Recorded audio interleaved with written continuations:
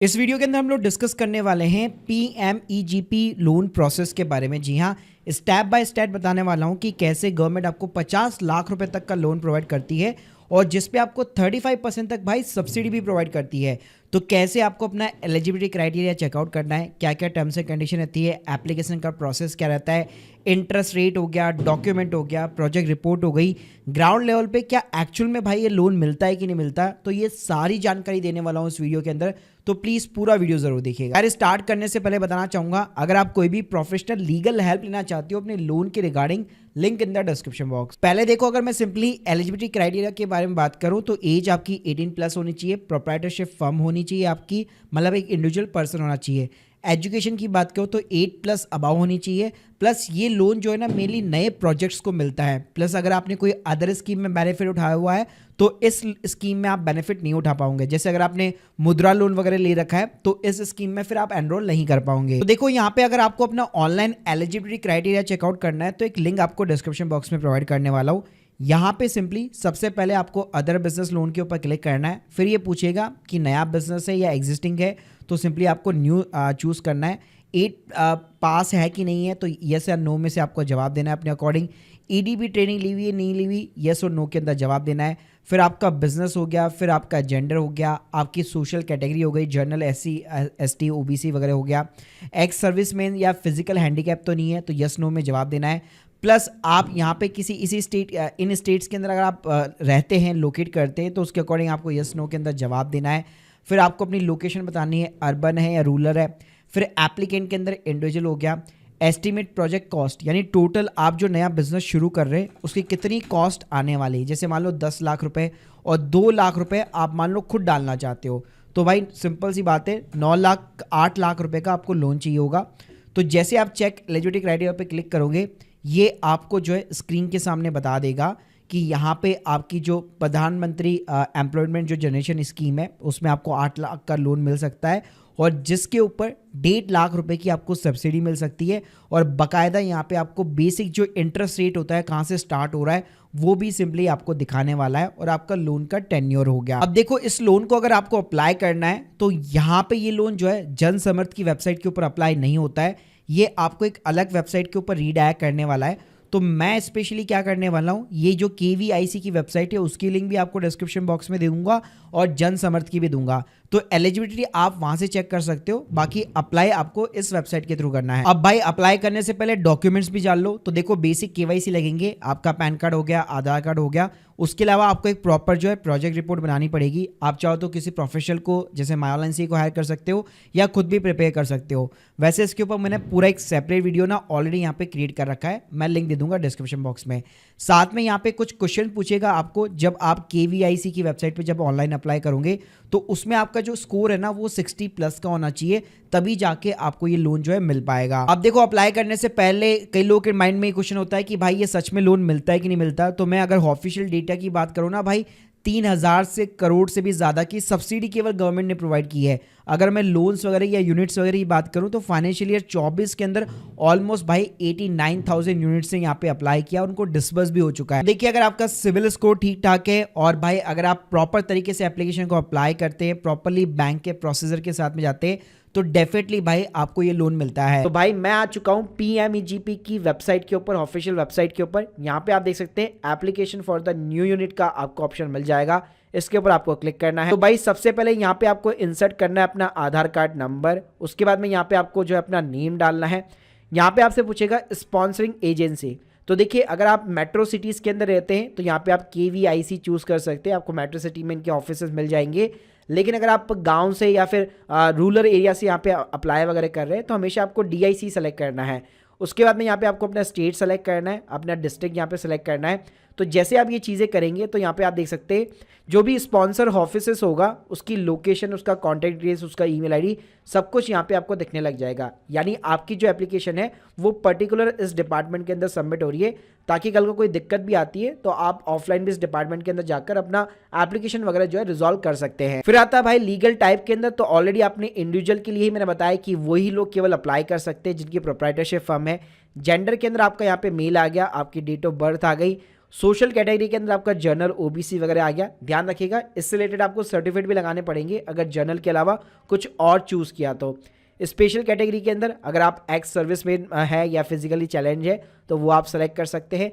Qualification already बता चुका हूं, 8 पास तो मिनिमम होना ही चाहिए, उसके बियॉन्ड ग्रेजुएट, पोस्ट ग्रेजुएट जो भी है। आता है भाई आपका कम्युनिकेशन एड्रेस, तो आपका यहाँ पे डालना पड़ेगा आपको अपना पर्सनल एड्रेस। तो जो भी आपका पर्सनल एड्रेस है वो यहाँ पे आपको सिंपली इंसर्ट करना है। इसके साथ में आपको अपना मोबाइल नंबर, अपना ईमेल आईडी सिंपली तरीके से इंसर्ट करना है और अपना पैन कार्ड नंबर भी जो आपको सिंपली पैन नंबर डालना पड़ेगा। इसके बाद में आती है यूनिट की लोकेशन। तो देखिए यहाँ पे आप गाँव के अंदर है या फिर रूरल, यानी कि रूरल है या फिर अर्बन है, शहर के अंदर है, तो वो आपको सेलेक्ट करना है।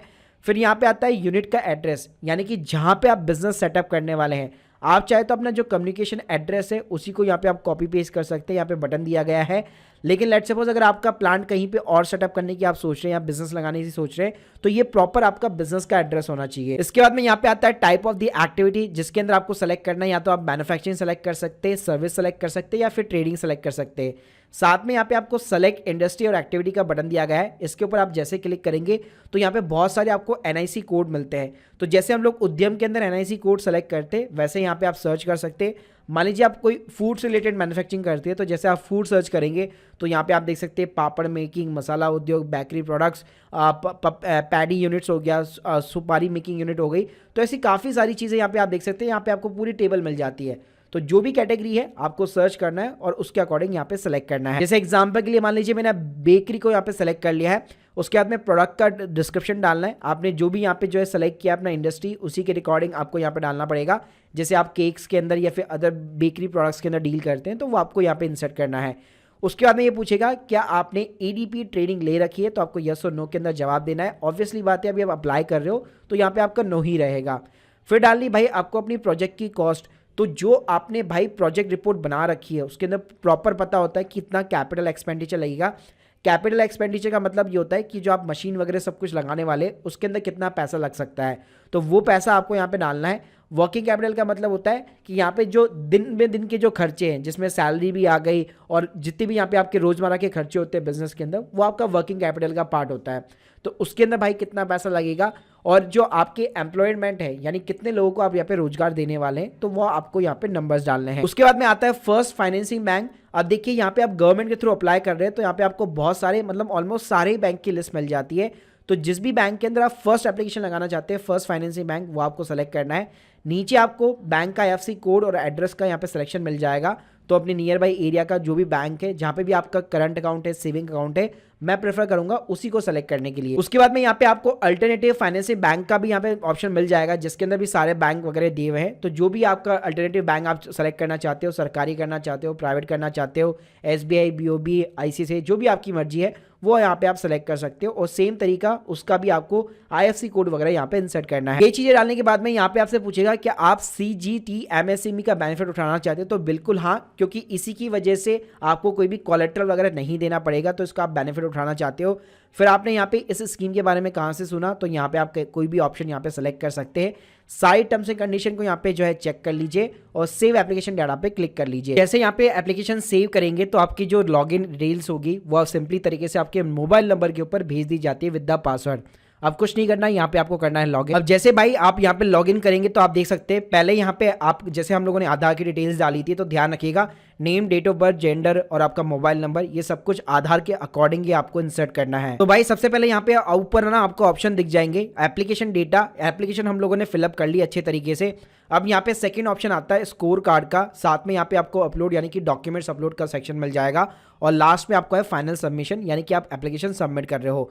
तो पहले हम लोग चलते हैं सिंपली स्कोर कार्ड के ऊपर। तो यहाँ पे आप सबसे पहले देख सकते हैं यहाँ पे आपको कई सारे क्वेश्चन पूछे जाएंगे और स्टार्टिंग ऑफ द वीडियो मैंने आप लोगों को बताया था कि 60+ आपके यहाँ पे मार्क्स आने चाहिए। तो यहाँ पे आपको जो है जो भी क्वेश्चन पूछे जा रहे हैं उसके अकॉर्डिंग आपको जवाब देना है कि जैसे आपकी एज कितनी है, तो वो ऑलरेडी आपने बता रखी है 30 है, ठीक है। फिर आपके नंबर ऑफ द डिपेंडेंसी कितनी है, मतलब आपके ऊपर कितने लोग निर्भर है, तो 3 है या 3 से ज़्यादा है, वो आपको बताना है। क्या आपका खुद का घर है या पेरेंट्स का घर है, वो आपको बताना है। क्या आप एक ही एड्रेस के ऊपर जो आपका एड्रेस है सेम लोकेशन है, क्या उसके ऊपर आपको कितने साल हो चुके हैं, 5 साल से ज़्यादा हो चुके हैं, 2 से 5 साल हो रखे या लेस देन 2 ईयर्स है।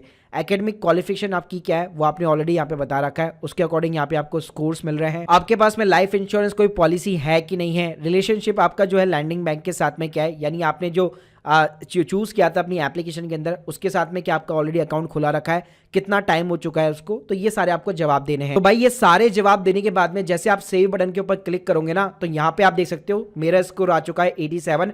तो मैंने बताया था कि 60 प्लस का स्कोर यहाँ पे आपका आना ही चाहिए। तो यहाँ पे नॉर्मली आप अपने क्वेश्चन के जवाब दोगे तो आपको अपना स्कोर कार्ड यहाँ पे मिल जाता है। अब नेक्स्ट ऑप्शन आता है हमारा अपलोड का, जहाँ पे हमें डॉक्यूमेंट्स वगैरह अपलोड कराने पड़ेंगे। तो इसके अंदर आपका पासपोर्ट साइज फोटोग्राफ हो गया, आपकी प्रोजेक्ट जो फाइल हो गई, यानी मैंने आपको स्टार्टिंग ऑफ द वीडियो बताया था कि कैसे आप अपनी प्रोजेक्ट रिपोर्ट वगैरह जो बना सकते हो, उसके ऊपर अपना सेपरेट वीडियो बना हुआ है। यहाँ पे प्रोफेशनल को भी हायर करके बना सकते हो।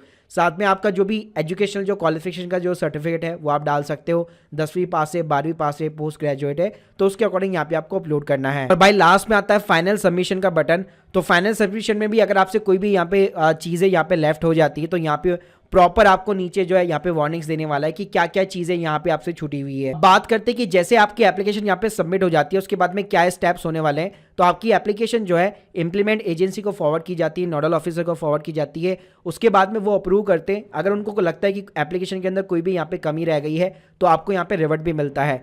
जैसे आपकी एप्लीकेशन एक बार अप्रूव हो जाती है उसके बाद में ये बैंक को भेजी जाती है और बैंक में भेजने के बाद में आपको आपका जो लोन होता है वो बेसिकली यहाँ पे सैंक्शन होता है। साथ में एक और चीज़ बताना चाहूँगा, यहाँ पे एक ईडीपी ट्रेनिंग भी होती है जो आप लोन के पहले या लोन के बाद में भी ले सकते हैं, वहाँ पे कोई दिक्कत नहीं है। जैसे आप पोर्टल के अंदर भी जाएंगे ना तो यहाँ पे आपको ईडीपी का ट्रेनिंग का ऑप्शन मिल जाता है। तो ऑनलाइन भी ले सकते हो, आप ऑफलाइन भी ले सकते हो। साथ में अगर आपका मान लीजिए 2 लाख से नीचे का लोन है तो ईडीपी ट्रेनिंग लेने की यहाँ पे रिक्वायरमेंट नहीं होती है। और सबसे बढ़िया बात यहाँ पे ये कि लोग यहाँ पे कमेंट ये करते हैं कि ये स्कीमें सिर्फ नाम की होती है, ऐसा कुछ मिलता नहीं है, या फिर ब्राइब वगैरह मांगते हैं लोग उनसे।